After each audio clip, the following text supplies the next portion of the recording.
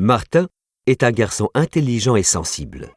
Sa mère est institutrice et son père pasteur.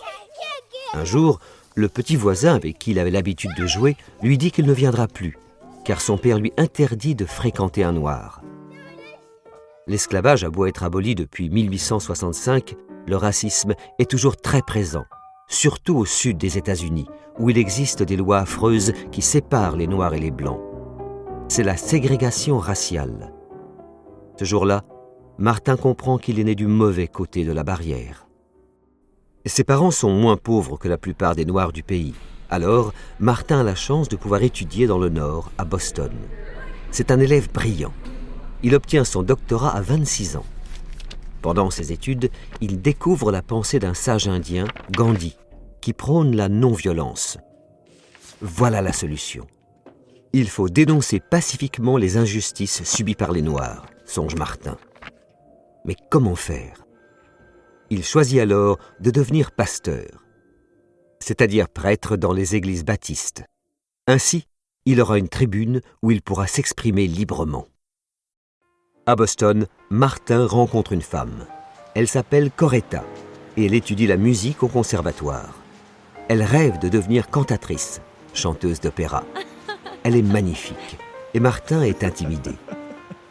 Quand il apprend qu'elle est aussi très engagée dans la défense des droits civiques, il comprend que c'est la femme de sa vie. Ils se marient et auront 4 enfants. Coretta soutiendra son mari jusqu'au bout, prête à tous les sacrifices pour leur cause commune. Pour l'heure, elle accepte de le suivre dans le sud, à Montgomery, où il vient de trouver un poste. À Montgomery vit une dame noire du nom de Rosa Parks. Elle en a marre de toutes ces injustices. Alors un jour, elle refuse tout simplement de laisser sa place à un homme blanc dans le bus. Le chauffeur lui ordonne de céder son siège. Elle persiste. « Non », dit-elle, tout en restant calme. Il appelle immédiatement la police et Rosa est conduite en prison. Voilà l'événement qui manquait pour déclencher une vraie rébellion pacifique, pense Martin. Dès le dimanche suivant, il fait un sermon enflammé, incitant ses fidèles à boycotter les bus de la ville. La contestation prend rapidement de l'ampleur. Tous les Noirs vont au travail à pied, même si cela prend des heures. Les semaines passent et les compagnies de bus sont proches de la faillite. Les sermons de Martin attirent de plus en plus de monde. Il continue à prôner la non-violence. Ne jamais se battre avec ses bras, mais plutôt avec sa tête. Et en l'occurrence, ses pieds. Pourtant, il reçoit des menaces de mort, des coups de téléphone anonymes, des insultes. Et le 30 janvier, alors que le boycott continue depuis déjà 2 mois, une bombe explose dans sa maison. Heureusement, personne n'est blessé. Cela n'entamera pas sa détermination. Nous devons répondre à la haine par l'amour. Le boycott continue pendant 381 jours. Enfin, c'est la victoire si longtemps rêvée. L'État d'Alabama supprime la loi qui sépare les Noirs et les Blancs dans les transports en commun.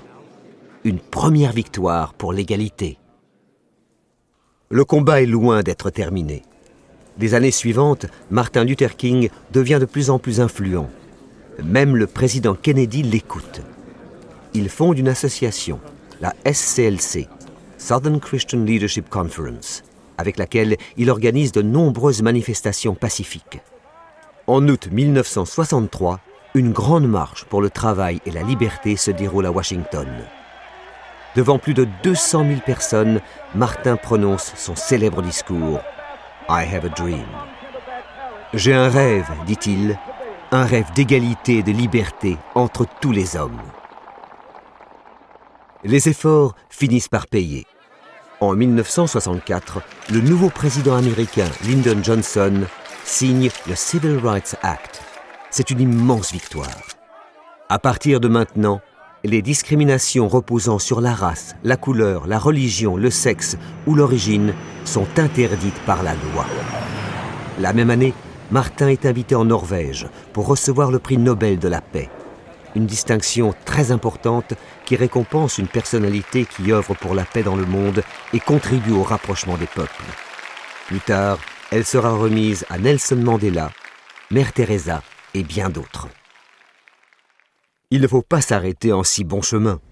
En 1965, il organise la deuxième grande marche de Selma pour réclamer le droit de vote. La première s'était déroulée quelques jours plus tôt et une charge très violente de la police fit de nombreux blessés. Alors cette fois-ci, quand la foule en marche se heurte à un barrage policier, Martin veut éviter la confrontation. Il demande à tout le monde de s'arrêter et de faire demi-tour. Les plus radicaux ne comprennent pas. Ils commencent à penser que leur chef est un lâche.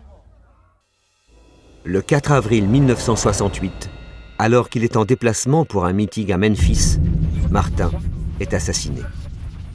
Toute l'Amérique est bouleversée par cette perte tragique. Le racisme continue malheureusement à faire des ravages, mais grâce à des militants comme lui, les Noirs et les Blancs sont désormais égaux aux yeux de la loi.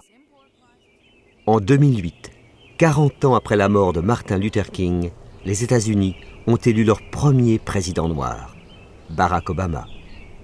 Comme il serait fier, le petit pasteur de Montgomery.